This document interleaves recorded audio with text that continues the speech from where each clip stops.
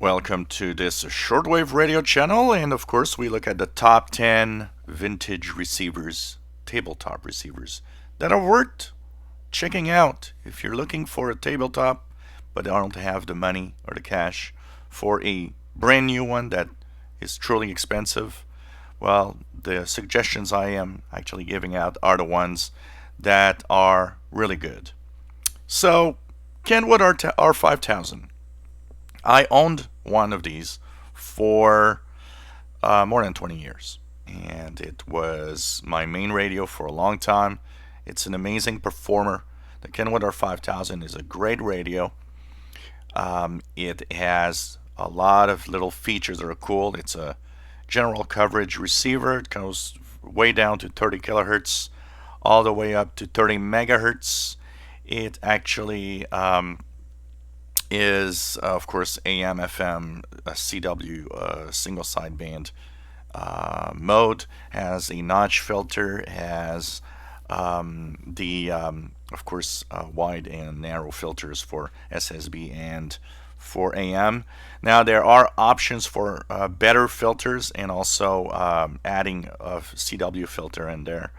I recommend, if you do go in the market to buy one, try to get one that has the filters, the filters have been actually upgraded, because this receiver does work much better when you have the better filters installed. The original filters, unfortunately, and that probably would be my rant on the Kenwood R5000, the original AM filter is a little too wide and should never have been installed like that on a receiver that's price. But if you have the upgraded filters installed in here, you've got a great radio. It's very stable. It pretty much doesn't drift. It has notch filters, noise blankers, of course, fast, slow EJC. It works great, and it actually is a great receiver to get. Like I said, used it for 20 years before it started having problems, and that's where I will actually talk a little bit more about it. One of the major problems that this receiver has over the ages of use is the wax that's been used, or the compound that's been used on the circuit board.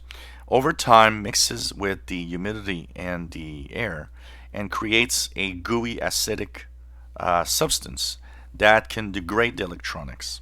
And what that does is that it actually does the famous dots problem. So in the numeric display here of the frequency, instead of seeing numbers, you start seeing dots.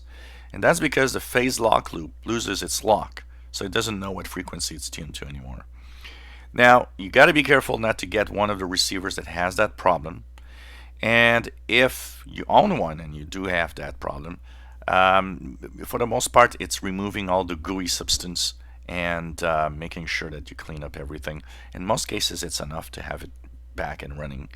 Of course, over time, like every other receivers, there's capacitors that might be need to be changed and stuff like that. But overall, if you get one that's been well maintained, it's a great receiver, and it's really a very solid performer. It's very sensitive and very good in what it does as a radio.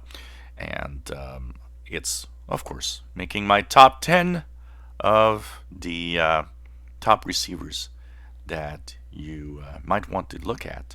Just make sure it works well and doesn't have any problems, like every other receiver, because old vintage receivers, pretty much every receiver after a certain age might have issues.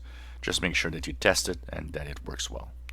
If you enjoy my videos, please subscribe, give us thumbs up. Thank you for watching.